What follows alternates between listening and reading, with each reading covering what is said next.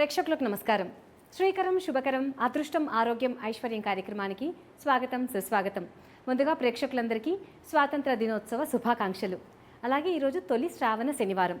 ఈ సందర్భాన్ని పురస్కరించుకుని నిజామాబాద్లోని ఉత్తర తిరుపతి క్షేత్రంలో ఉన్నాం.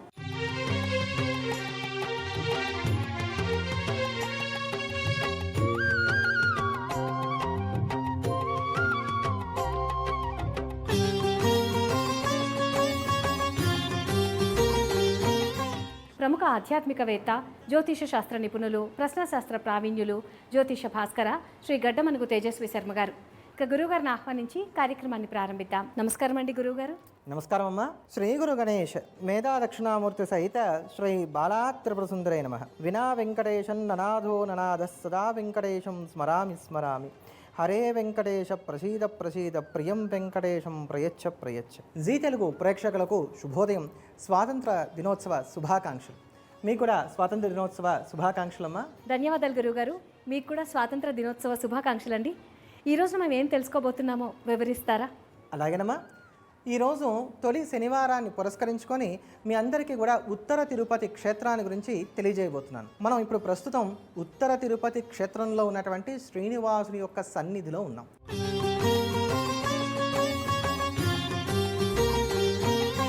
శ్రీనివాస గోవింద, శ్రీ వెంకటేశ గోవింద, భక్తవత్సల గోవింద, భాగ్యశీతల గోవింద, గోవింద హరి గోవింద, గోకుల నందన గోవింద. ఈ క్షేత్రానికి ఉన్నటువంటి ప్రాధాన్యత ఏమిటి, ఇక్కడికి వచ్చి స్వామివారిని దర్శనం చేసుకోవడం వల్ల మనకు కలిగేటువంటి ప్రయోజనాలు ఏమిటి వంటి అనేకమైనటువంటి అంశాలతో పాటుగా ఖచ్చితమైనటువంటి శనిగ్రహ బాధల నుంచి ఊరటని కలగజేసేటువంటి అనుభవపూర్వకమైనటువంటి పరిహారాన్ని ఈరోజు మీ అందరికీ తెలియజేస్తాను. ఈ పరిహారాన్ని ఈ రోజే మీరు పాటించాలి. అలానే తొలి శ్రావణ శనివారం నాడు అసలు ఏ దైవాన్ని పూజించాలని చెప్పని శ్రావణ మాస మహత్యం మనకి తెలియజేస్తోంది. శ్రీనివాసుని దర్శించుకోవడం వల్ల ఎటువంటి ప్రయోజనాలు కలుగుతాయి, ఇటువంటి అనేకమైనటువంటి అంశాల గురించి తెలుసుకుందాం. ఇవన్నీ తెలుసుకోవడానికి ముందుగా యథావిధిగా కార్యక్రమాన్ని పంచాంగంతో ప్రారంభిద్దాం.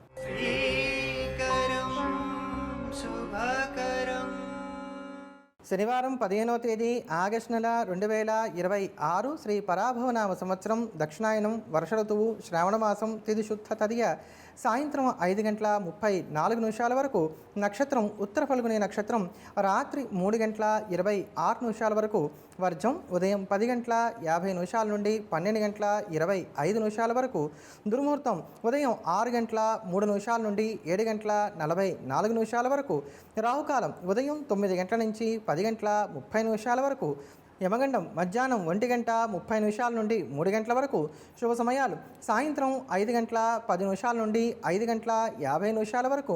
ఈ రోజు ఉన్నటువంటి తిథి వార నక్షత్రాలను అనుసరించి అక్షరాభ్యాసం, అన్నప్రాసన, గృహారంభం, గృహప్రవేశం, పెండ్లి చూపులు, నిశ్చితార్థం, వివాహం, క్రయ విక్రయాలకు, నూతన వస్త్రాభరణాలను ధరించడానికి, మొక్కలు నాటడానికి ఈ రోజు ఉన్నటువంటి కాలం అనుకూలంగా ఉంది.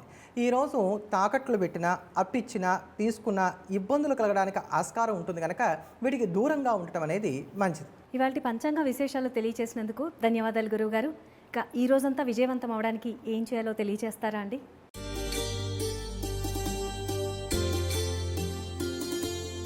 శ్రావణ తొలి శనివారాన్ని పురస్కరించుకొని ఈరోజు తులసిమాలను శ్రీనివాసుడికి సమర్పించి వెంకటేశ్వర కరావలంబ స్తోత్రాన్ని ఒక్కమారు పఠించి, స్వామి నేను ఈరోజు చేయబోతున్నటువంటి పనికి నీ చేయూతనివ్వు అని చెప్పని స్వామివారిని ప్రార్థించి తర్వాత దినచర్యను ప్రారంభం చేసినట్లయితే చక్కటి ఫలితాలని అందుకుంటారు. ధన్యవాదాలు గురువుగారు.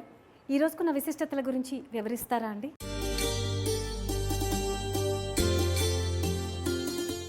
ఈరోజు స్వాతంత్ర దినోత్సవం. అనేకులైనటువంటి మహాత్ముల యొక్క త్యాగాలకి ప్రతిఫలంగా ఈరోజు మనం అందరం కూడా స్వేచ్ఛావాయువులను పీల్చుకుంటున్నాం. స్వాతంత్ర దినోత్సవం అని అంటే సెలవు వచ్చింది కదా అని ఇంట్లో ఉండదగినటువంటి రోజు కాదు. మనందరం వెళ్ళాలి, చక్కగా జెండా వందనం చేయాలి, భరతమాతకు వందనం చెయ్యాలి, వందే మాతరం అనేటువంటి గీతాన్ని ఆలాపన చేయాలి. సస్యశ్యామలంగా ఈ దేశం ఎప్పటికీ సుభిక్షంగా ఉండాలని చెప్పని మన భావితరాల వారందరూ కూడా దేశభక్తితోటి చక్కగా ముందుకు సాగాలనేటువంటి కాంక్ష చేత విష్ణు సహస్రనామ స్తోత్రాన్ని పారాయణ చేయటం, లలితా సహస్రనామ స్తోత్రాన్ని పారాయణ చేయటం, రుద్రాభిషేకాలు చేయటం, చండీ హోమాలు చేయటం, ఇలా ఎవరికి తగినట్టుగా వారు ఈరోజు చక్కగా దేవతార్చన చేసి దేశాన్ని కాపాడమని చెప్పని ప్రార్థించాలి.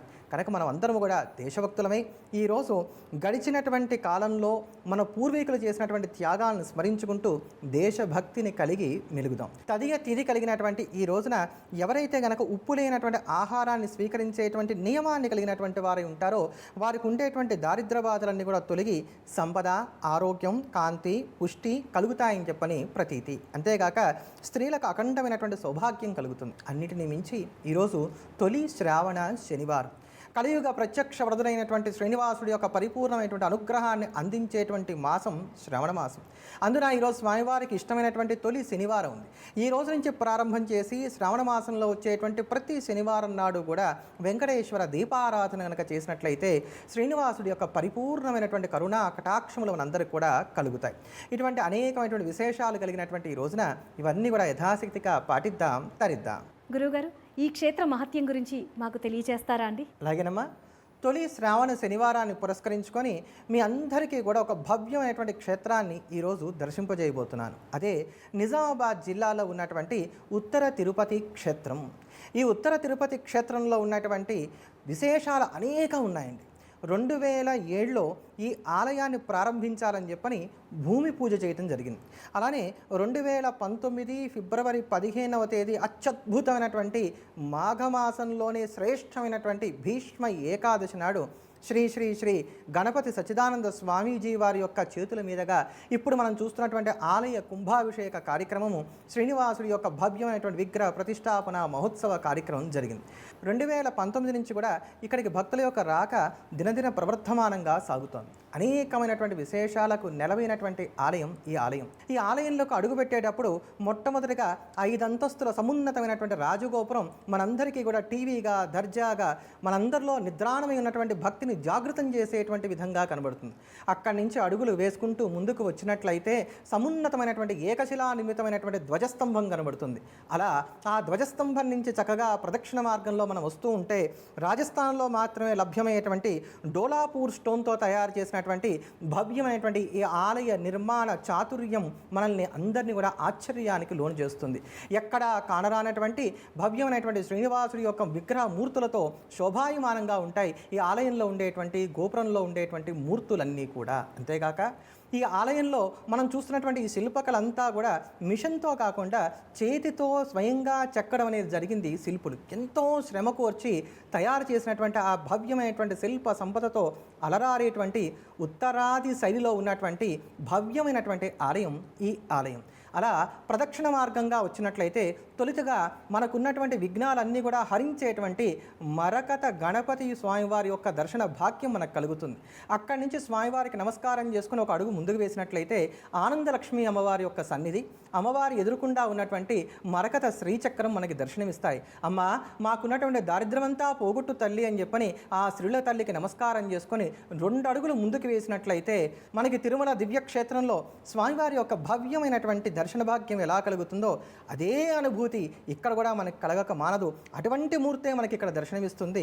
అక్కడ ఉన్నటువంటి స్వామి కన్నా 1 అంగుళం తక్కువగా ఇక్కడ ఉండేటువంటి మూల విరాట్టు శోభాయమానంగా మనందరికి కూడా దర్శనమిస్తూ ఉంటాడు. భవ్యమైనటువంటి పద్మపీఠం, ఆ పద్మపీఠం పైన బ్రహ్మాది దేవతల చేత నీరాజనాలు అందుకునేటువంటి స్వామివారి యొక్క భవ్యమైనటువంటి శ్రీ చరణములు, దానిని ఆనుకొని మనందరికీ కూడా కనబడేటువంటి పట్టు పీతాంబరం, దానిపైన ఉండేటువంటి వైకుంఠ హస్తం, మరో పక్కన ఉన్నటువంటి కటిహస్తం, ఇంకాస్త శిరస్సు ఎత్తి చూసినట్లయితే కనుక స్వామివారి యొక్క వక్షస్థలంలో శోభాయమానంగా ఉన్నటువంటి శ్రీ భూదేవుల యొక్క దర్శన భాగ్యం, మరొక పక్క శంఖ చక్రాలు, వాటి నుంచి కొంచెం తలని మరిచి చూసినట్లయితే కనుక మనందరికీ కూడా చిరు మందహాసంతో కనబడేటువంటి స్వామివారి యొక్క కమనీయమైనటువంటి వదనార విందం. నాన్న, నీకున్న కష్టాలని ఇదిగో ఇంతటితో తొలగిస్తున్నాననేటువంటి విధంగా కరుణ జిలుగుతున్నటువంటి స్వామివారి యొక్క భవ్యమైనటువంటి నేత్రములు, దానిపైన మనందరికీ కూడా ప్రకాశిస్తూ కనబడుతున్నటువంటి స్వామివారి యొక్క తిరునామాలు, దానిపైన ఉన్నటువంటి త్రైలోక్య సామ్రాజ్య సూచకమైనటువంటి స్వామివారి యొక్క కిరీటం, ఆ పైన ఉండేటువంటి అలంకారములు, అవన్నీ చూసి మనల్ని మనం మైమరిచిపోతుంటే ఇక్కడ ఉన్నటువంటి వారు కాస్త ముందుకు జరగండి అంటే కానీ మనం ఈ లోకంలోకి రాం. అంత భవ్యంగా ఉండేటువంటి ఆ మూర్తిని దర్శనం చేసుకొని ఏం కోరుకోవాలని వచ్చామో అది కూడా మనం మర్చిపోతుంటే మనల్ని పక్కగా జరుపుతారు. అలా పక్కగా వెళ్తే సాక్షాత్తు సాంబ సదాశివుడితో కొలువై ఉన్నటువంటి దత్తాత్రేయ స్వామి వారి యొక్క సన్నిధి మనకు కనబడుతుంది. స్వామివారికి నమస్కారం చేసుకొని జ్ఞానభిక్షను అర్థించి ఇంకొంచెం ముందుకు వెళితే మనకున్నటువంటి కార్యక్రమాలన్నీ కూడా నిర్విఘ్నంగా పూర్తి చేస్తానని శబదం బట్టి నిలబడినట్టుగా ఉన్నటువంటి మరకత కార్యసిద్ధి హనుమంతుల వారి యొక్క దర్శన భాగ్యం కలుగుతుంది. అక్కడ స్వామివారి దగ్గర ఎవరైతే గనక ముడుపు కడతారో వాళ్ళందరికీ కూడా 16 రోజుల్లో వారి కార్యక్రమం నిర్విఘ్నంగా పూర్తవుతుందని చెప్పని ప్రతీతి. ఆ పూర్ణ ఫలం ఏదైతే ఉంటుందో, కొబ్బరి బోండం ఏదైతే ఉంటుందో దాన్ని ఇక్కడ ముడుపుగా కట్టడం అనేది జరుగుతుంది. అలా 15 రోజుల పాటు దీక్షగా ఉన్నట్లయితే కనుక వారికి 16 రోజుల చక్కటి ఫలితాలు కలుగుతాయని చెప్పని ప్రతీతి. అలా ఈ ఆలయాన్ని ఒక్కమారే చూశానే, మరో మారు చూస్తే బాగుంటుంది కదా అని మరొక్క మారు ప్రదక్షిణంగా వచ్చి స్వామివారి ఎదురుకుండా ఉన్నటువంటి ముఖ మండపాన్ని కనుక మనం చూసినట్లయితే స్వామివారి ముఖ మండపంలో 12 రాసులు మనకు కనబడుతూ ఉంటాయి. ఆ 12 రాసుల్లో మీ రాశి ఏదో దాని కింద నిలబడి స్వామి నాకు ఈ సంవత్సరం అంతా శుభం కలగాలని నమస్కారం చేసుకున్నట్లయితే మీకు సమస్తమైనటువంటి శుభాలు కూడా కలుగుతాయి.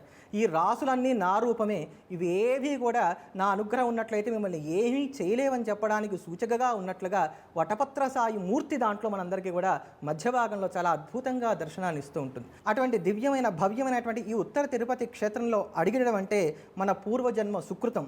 ఈ సుకృతం మీ అందరికీ కూడా చేకూరాలనేటువంటి ఆరాటం చేతనే మన శ్రీకరం శుభకరం ప్రేక్షకులకు ఈ తొలి శనివారం మరుపురాని శనివారంగా శ్రీనివాసుడి యొక్క వరాల మూటగా ఉండాలని ఈ దేవాలయాన్ని మీ ఇంటి దాకా తీసుకువచ్చాను. చిన్న విరామం తర్వాత శ్రీ వెంకటేశ్వర స్వామి వారికి జరిగే అభిషేకాన్ని తిలకిద్దాం.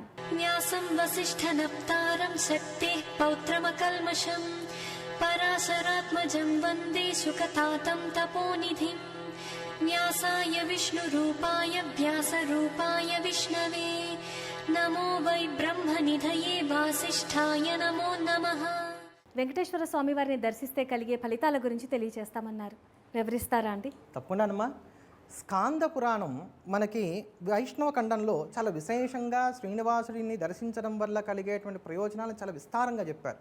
అందులోని ఒక్క మాట మీ అందరికి కూడా ఈ రోజున తెలియజేస్తాను. ఎందుకని ఈరోజు తొలి శ్రావణ శనివారం కనుక ఇది తెలుసుకున్నట్లయితే మనలో మరింత భక్తి పెరుగుతుంది కనుక. కులైక వింశతిన్ ధృత్వా విష్ణులోకే మహీయతే స్వామి పుష్కరిణీ తీర్థే స్నానం దేవస్య దర్శనం. ఎవరైతే గనక తిరుమల దివ్యక్షేత్రంలో ఉండేటువంటి పుష్కరిణిలో స్నానం చేసి శ్రీనివాసుని దర్శనం చేస్తారో వారు కులైక వింశతిన్ ధృత్వా అంటే 21 తరాలను తరింపజేస్తారు. అంటే వాళ్ళు తరించడంతో పాటుగా ఆ శ్రీనివాసుని దర్శించుకున్నటువంటి కారణం చేత 21 తరాలను తరింపజేసి వారు మోక్షాన్ని పొందుతారు. విష్ణులోకే మహీయతే, వైకుంఠానికి చేరి చిరకాలం అక్కడ హాయిగా జీవిస్తూ స్వామివారితో కలిసి ఆనందంగా ఉండగలుగుతారట. ఎంత సులభసాధ్యుడో చూడండి శ్రీనివాసుడు. ఇది కలియుగం పాపిష్టి లోకం అని మనం అనుకుంటున్నామే కానీ ఈ కాలంలో మాత్రమే, ఈ కలియుగంలో మాత్రమే మనకి మాత్రమే ఉన్నటువంటి సౌలభ్యం ఇది. యోగులు తపస్సు చేస్తే కానీ లభించినటువంటి వైకుంఠం మనకి ఈ కలియుగంలో తిరుమల క్షేత్రానికి వెళ్ళి స్వామి పుష్కరిణీ తీర్థంలో స్నానమాచరించి ఒక్కసారి 2 చేతులు ఎత్తి గోవిందా అని ఆ శ్రీనివాసుని దర్శనం చేసుకుంటే చాలు 21 తరాలు తరించిపోతున్నాయి. అటువంటి కరుణావరుణాలయుడైనటువంటి ఆ శ్రీనివాసునికి జరిగేటువంటి కమనీయమైన భవ్యమైనటువంటి అభిషేక కార్యక్రమాన్ని వీక్షిద్దాం, తరిద్దాం.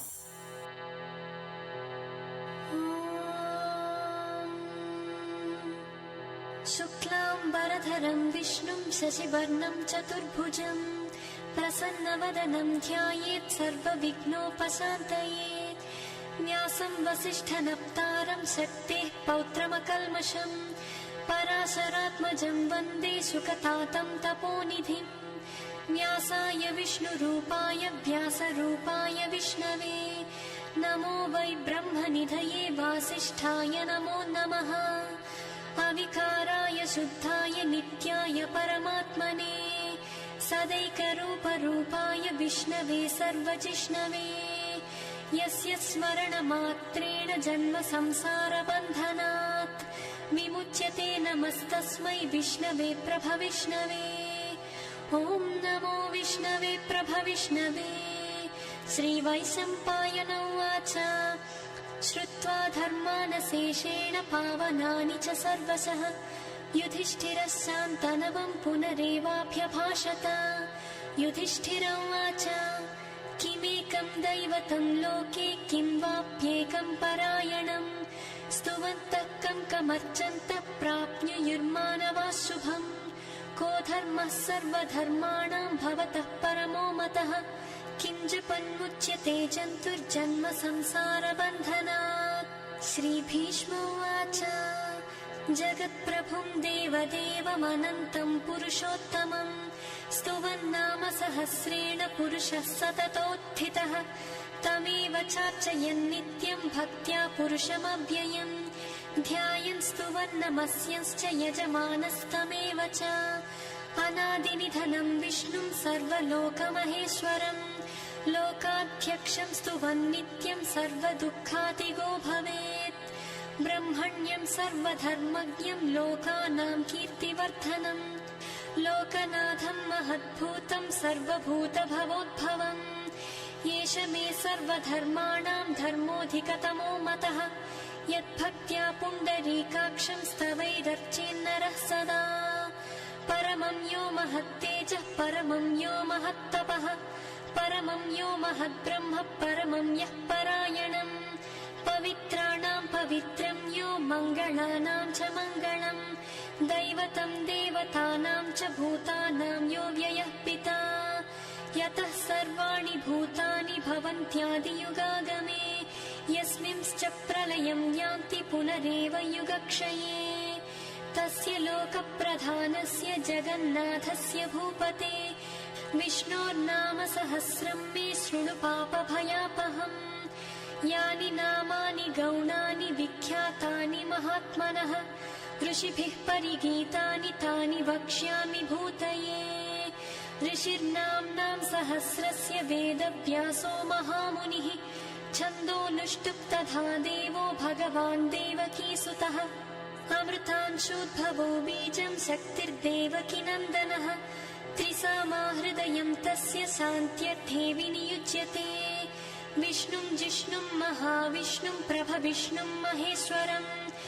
अनेकरूपदैत्यान्तं नमामि पुरुषोत्तमम् अस्य श्रीविष्णोर्दिव्यसहस्रनामस्तोत्रमहामन्त्रस्य श्रीवेदव्यासो भगवान् ऋषिः अनुष्टुप् छन्दः श्रीमहाविष्णुः परमात्मा श्रीमन्नारायणो देवता अमृतांशोद्भवो भानुरिति बीजम्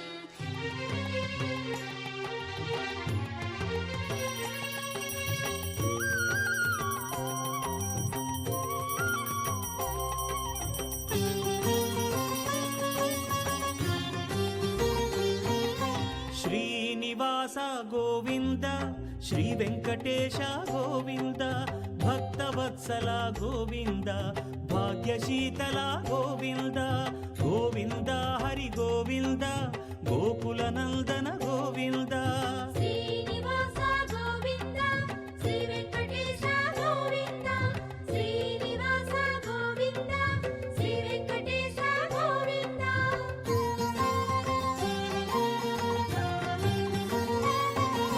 శ్రీరమాలోల గోవింద క్షమాసాగర గోవింద గోవింద హరి గోవింద గోకుల నందన గోవింద శ్రీనివాస గోవింద శ్రీ వెంకటేశ గోవింద శ్రీనివాస గోవింద శ్రీ వెంకటేశ గోవింద